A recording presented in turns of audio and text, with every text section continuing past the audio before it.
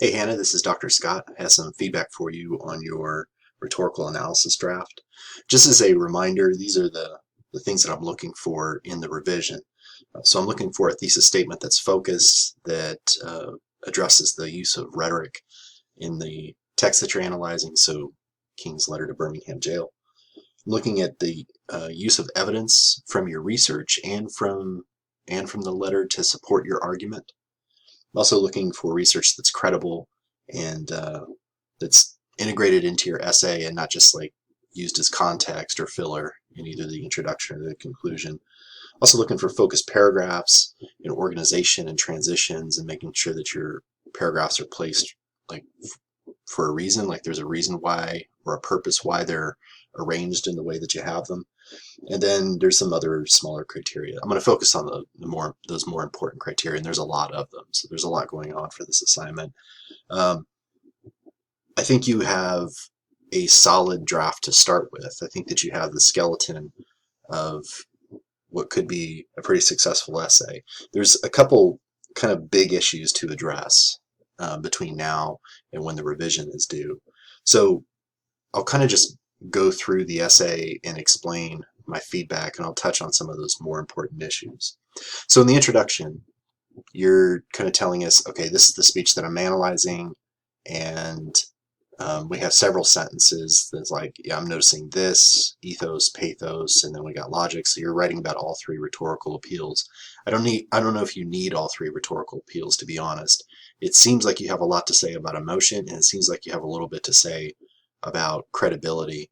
And so I'm kind of curious like why logic is thrown in there. I don't know if you necessarily need it.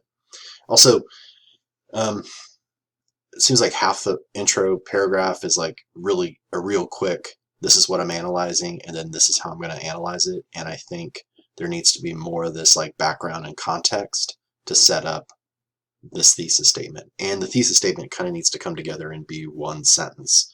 And that's kind of, it probably feels like an arbitrary thing, but what I'm finding is that your essay is kind of meandering a bit. It's kind of wandering. And I think part of it, part of the reason that it's doing that is because you have sentences here that, okay, ethos, pathos, logos, but I'm not sure how these are supposed to be connected. That thesis statement should explain, here's how these ideas are connected.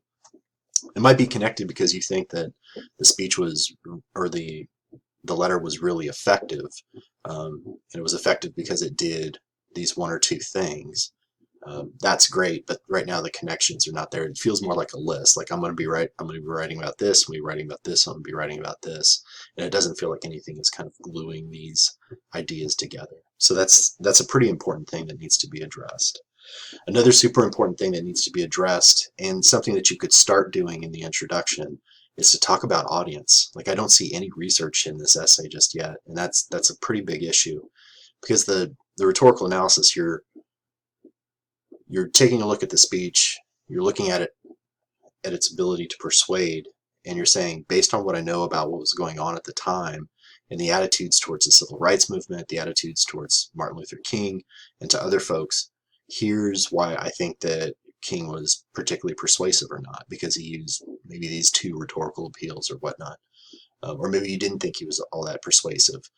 Whatever it is, like it needs to be based on some research. And right now it feels like it's based more on your opinion than it is really what was going on at the time. So the introduction might be a place where you're like, where you're introducing a little bit about what was going on at the time. Maybe this is a place where you articulate what that audience is, and that audience is really kind of key. Because if you're looking at this as a letter that will also get into the hands of people that are in the civil rights movement, there's going to be a very different interpretation there as opposed to the white clergy members that are his target audience. So the audience issue needs to get addressed, and then there's the research issue that really needs to get addressed. Okay, so let me go through some of the body paragraphs. And I won't go into a ton of details with these, but with the with the first few paragraphs, it seems like they're all about emotion. I don't know why they're kind of arranged in the way that they are. It's a draft, and I'm totally fine with that. But in the revision, there needs to be a reason why you're starting in one place and then going to another. And right now, it feels like it's more organized by, I noticed this first, and then noticed this second, and then I noticed that third. And what I'm looking for in organization and transitions is for you to have a reason why you're going from one idea to another. And right now I'm not seeing that. And again, it's a draft, so that you have time to work on it. Something about emotion to think about, just kind of as a tip to you, is it's really important to name the emotion and to remember that these are actual people that are feeling these emotions. So thinking about white middle-class folks that might be religious, why does it matter that he's using this to persuade? And what emotion is that? Well, I think it's guilt, right? He's trying to make them feel guilty for staying on the sidelines and not getting involved with the civil rights movement. So name the emotion. And you're using just one example per paragraph, and that's just not going to cut it, Haynna. You probably need to cut some ideas. Like the logic paragraph, you're writing about a good example, the Hitler thing, but that's just one example. And if you can't string together a couple examples, you may not have enough to kind of go with. It seems like you have something to say about emotion, and I would urge you to kind of play to your strengths, and it seems like this might be one of them. So name the emotion, talk about how it might be received by the audience. Again, you need to use research to kind of back up what you're saying. But that's a little bit of feedback there. I wasn't sure why some of the paragraphs were split up. I don't mean that, just kind of bring them together, but this feels like you're talking about guilt. I'm not sure. I mean, sympathy might be what you're kind of getting at here. Again, you've got one example per paragraph, and I don't think that's going to cut it. So I think that you've got maybe a wealth of ideas, and you need to cut back, but then you also kind of need to build up the things that you have. So if you decide to stick with this, you might like ask yourself, where else in the speech or in the text does he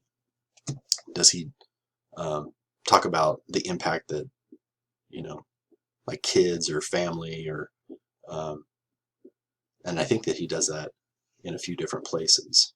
And again, connecting this back to the audience, like there are people that are going to be reading this, and what are their reactions? And again, that kind of comes back to your research. I really like in this paragraph where you're doing this right here.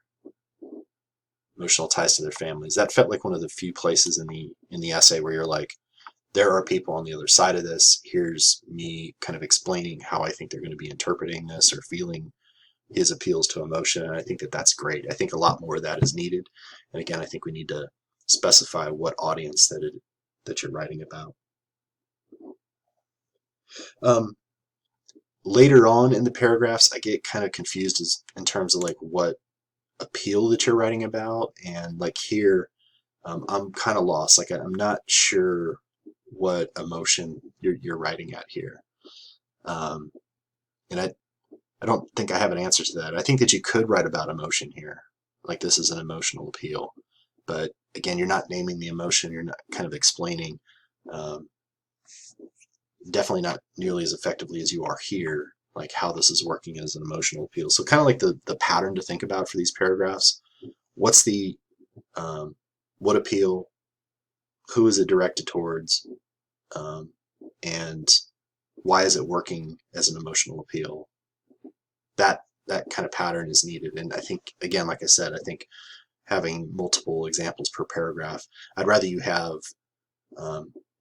4 to 6 solid body paragraphs that are really kind of going into some detail and kind of connecting ideas together and different examples together, than to have 12 body paragraphs that are just kind of like listing observations that you have about the speech. So something to think about there. The paragraph about credibility. Credibility is, you have to talk about audience there, because it's an audience that determines whether or not somebody is credible. So kind of explaining why you think this appeal to Socrates or this reference to Socrates is going to be persuasive. Again, you're going to have to kind of name the audience and explain why that might be persuasive.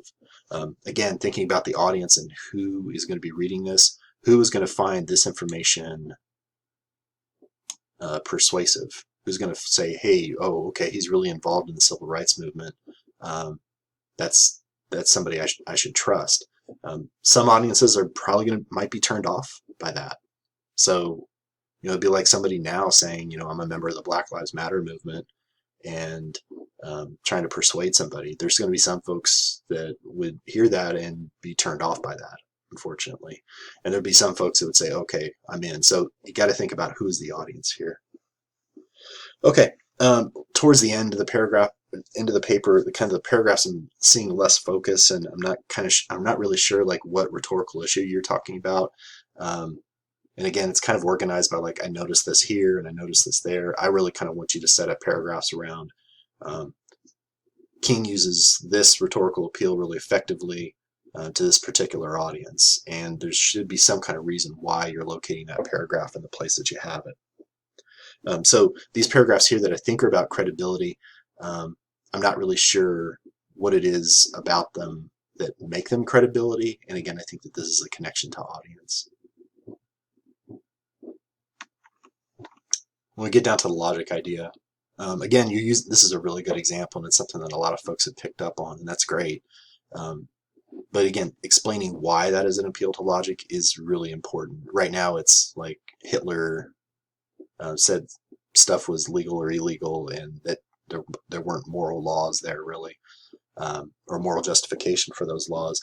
The people that were reading that letter, like this is the 1960s, like these are folks that their fathers, or like they might have even when they were young had fought in that war. So this is going to be really fresh to them. It's not like us reading it now where it seems kind of removed. It's really fresh to these people. So thinking again, that audience issue, I think that is the key thing, Hannah. And the last thing, because I know this video is already pretty long, the organization issue, that's something to think through first. I think kind of getting your head around the audience, that's probably the first place to start. The conclusion, I really appreciated that. I thought it was honest. I kind of maybe like to see you talk about the use of persuasion and how persuasion is used to talk about race in these times. I leave that up to you. Unless this isn't the conclusion isn't a huge thing that I'm looking at for the essay, but a lot of the things that I've talked about here, the use of research, being able to talk about specific audiences and kind of explain things, being able to connect ideas together instead of these like short kind of choppier paragraphs. There's a bit to work on, but you do have some good ideas that are down on the page, so it's kind of like filtering through which ones can you build upon and which ones can you cut. All right, Hannah, that's a super long video. I'm so sorry, but I had a lot of feedback for you. If you want to chat about your essay, hit me up. We can chat later this week, and or you can visit with the Writing Center tutor. They can help you out with this as well. All right, that's it for now. I'll talk to you soon.